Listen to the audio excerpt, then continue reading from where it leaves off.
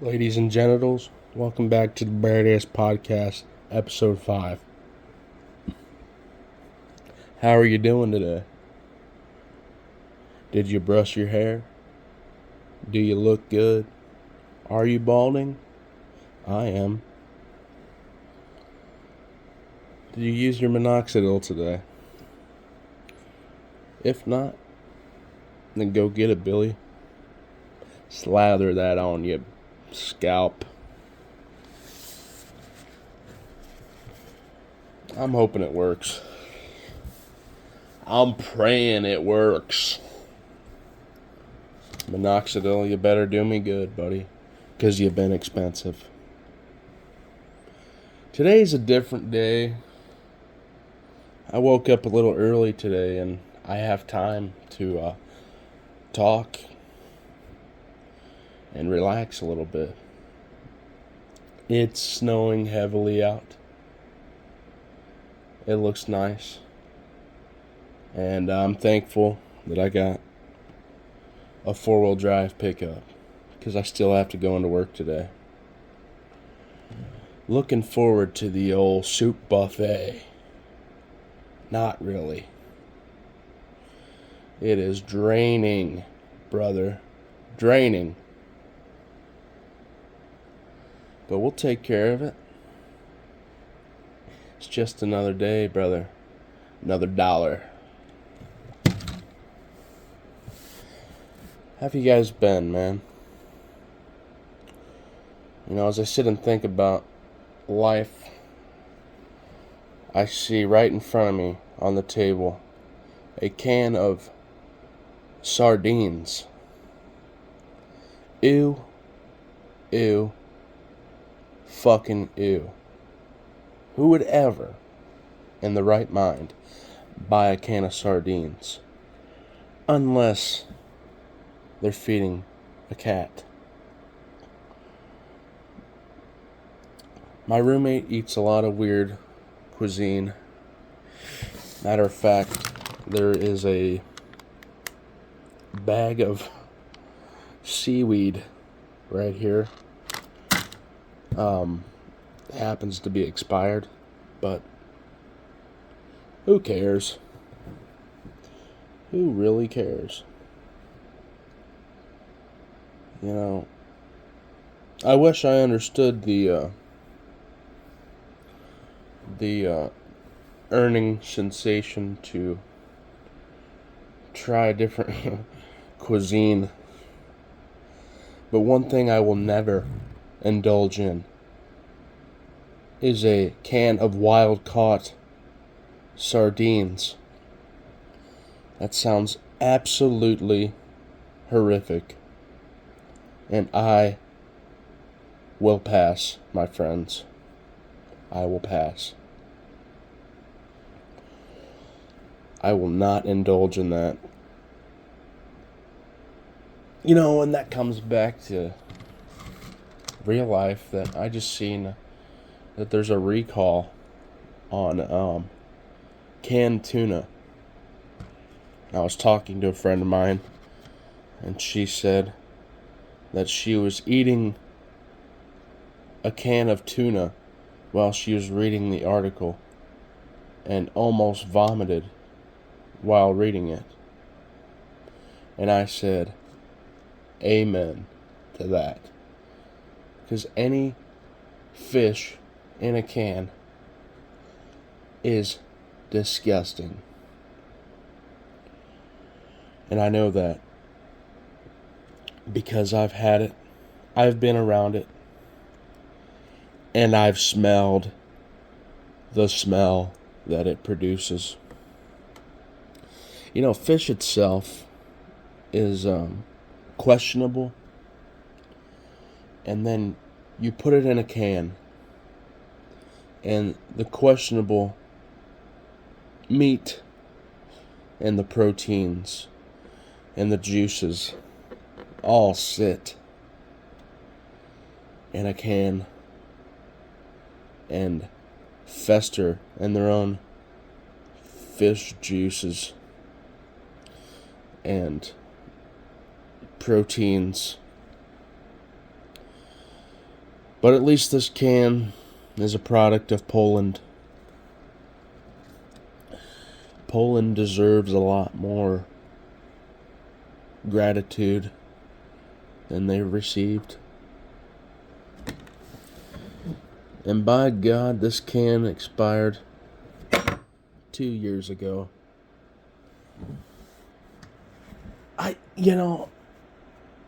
My roommate has a lot of habits, I'll say that, and hobbies, and things. And our living room looks like he lives here. And by God, he does. He lives right here in this house. But can a guy put his things away? Could a guy clean up after his friends throws a party? That would be incredible. And if my roommate ever stumbles across this pod, dude, I love you to death, but clean your stuff. Dude. That's fine. We'll move forward on to bigger and better things right now. Like the fact that there's still a balloon floating with helium to the top of the ceiling in my living room for some odd reason. From a party that happened maybe a month ago. And it surprises me that helium lasts that long. Because it's been up there for a while. It has. It's right next to the picture of my landlord with a bowl cut. Just floating to the... I might put that as the cover of the podcast, because that's kind of hilarious, dude. Dude, there's a picture of my landlord when she was a kid, and she has the most hatchet job, fucking haggard bowl cut that I've ever seen in my life. Oh my God, dude. That's fucking minging. She doesn't look anything like that anymore. She actually kinda... Never mind. She's a married lady. Not that stopped me before, but she's a good looking gal, I'll say that. But this picture is fucking haggard. Oh my God. Whew. You know, it's a beautiful day out today. And the winter time is not for everybody. But I kind of like it. I really do. I'm looking forward to the following weeks. Not because of the weather, which is totally irrelevant for what I'm talking about now, but I'm going on vacation to see some family in a couple weeks. I thought, well, next week, actually, so that's great. I'm looking forward to that. I am looking forward to that. Especially because, if you're from a small town in Indiana, the chances of you leaving the state to go somewhere is kind of great, because you're used to being stuck, what it seems like stuck in the same life patterns. Yeah, the same hobbies, the same habits maybe. In the Midwest, there's nothing to do, man. You're doing the exact same thing every day, and it feels so boring. Because it is boring. And it is the same thing. Barbara, I love you. Come back, Barbie. I'm begging you. God, that's a hilarious picture. I just keep, it has been there since we've moved in.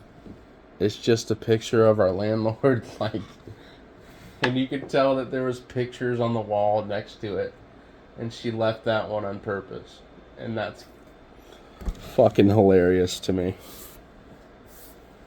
So she has a good sense of humor, and you can really tell that. And if you don't have a good sense of humor, then get one, buddy. Crack open that can of sardines and take a smell. Dude, I might actually give those to the cat, because he's been eating a lot of dry food, and I know how cats are when it comes to fish. They want it. But then again, I might not, because it's expired. But I've never consumed any expired canned fish, because I don't have the desire to even get remotely close to a canned fish with my mouth or my tongue. Now, there's some gals out there that remind me of what it smells like, but I'll keep their privacy private. Private? Keep your privates private. Moving along. Anybody out there that goes ice fishing, man? Speaking of fish, anybody that goes ice fishing, you have a set of nads on you. And I respect that. I'm a regular fisherman, and that's really what I love to do in the summertime. But ice fishing is not my bag, baby. It's not my bag. And I've seen some pretty big boys out there on the ice. Like, a little bigger than me, and I'm a fat guy. If you're a fat dude in Midwest Indiana, Midwest, wherever, Ohio, Pennsylvania, fucking anywhere with a lake and the ice, and you're ice fishing, dude, kudos to you, brother man. And I hope you catch a flounder. I know a flounder is not a freshwater fish, but God, I hope one of these days you fucking reel in a swordfish from the lake.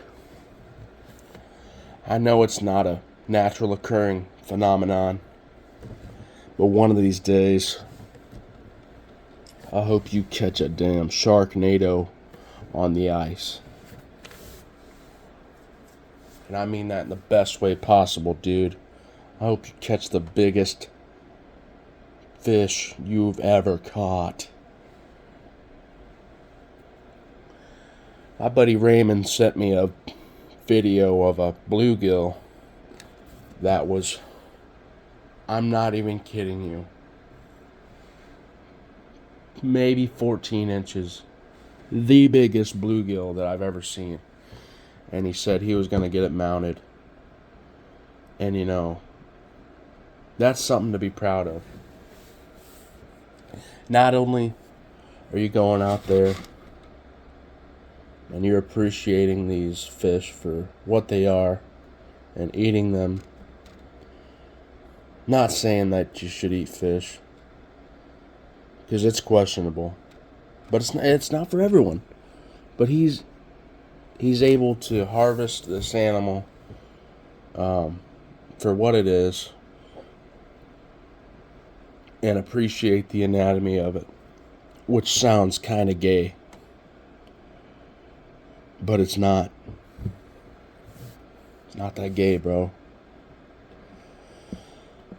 So, yeah, I love to fish, dude. If I ever catch you this summer, dude, we'll get out there on Hamilton Lake and we'll go fishing. Because that sounds fun, dude. And that's what I do in the summertime. Besides working, I go fishing. I used to hunt a lot, but I don't really enjoy it anymore.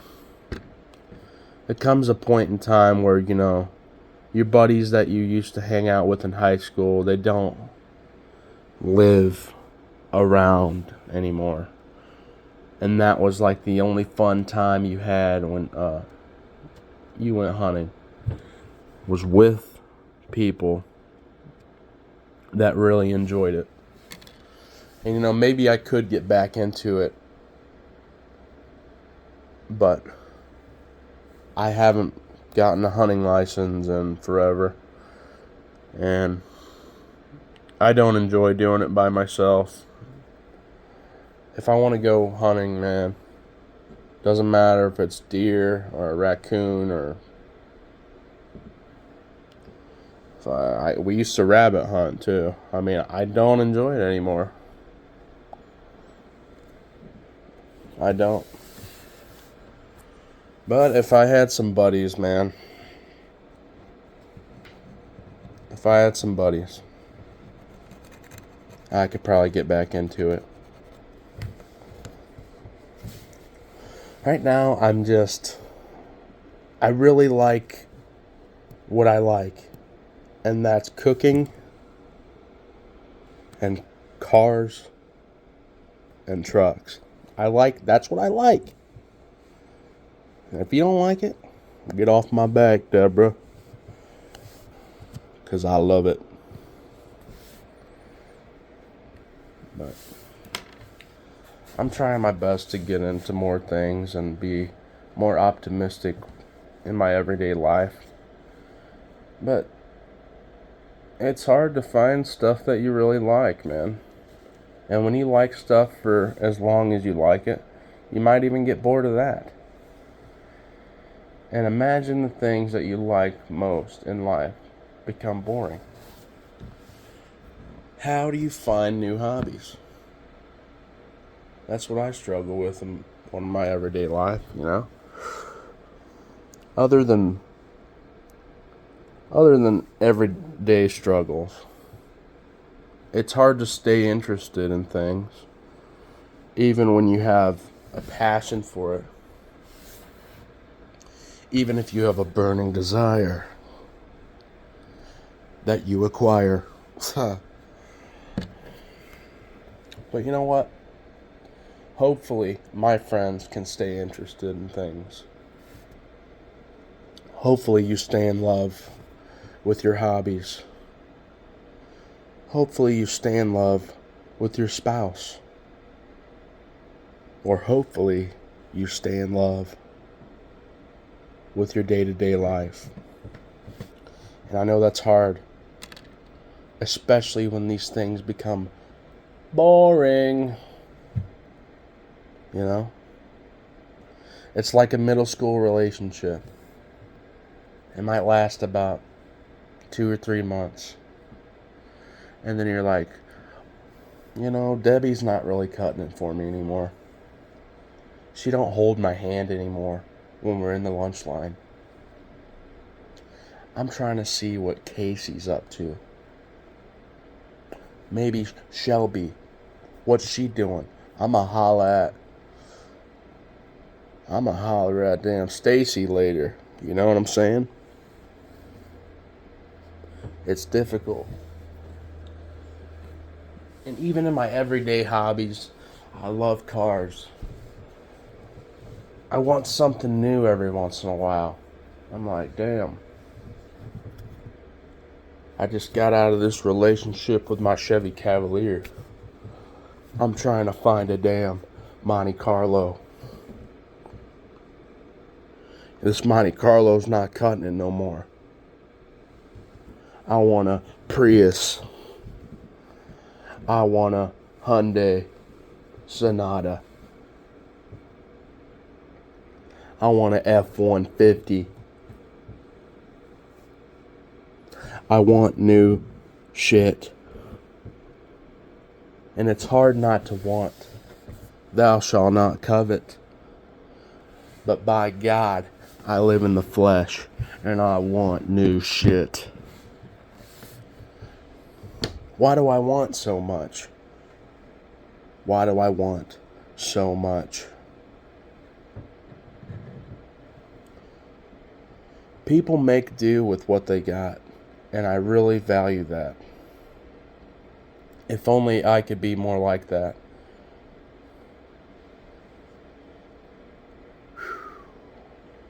That's hard for me to admit, man. Damn, that's hard for me to admit. But I told you about it.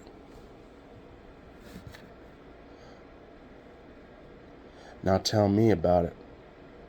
How do you do it, Deborah?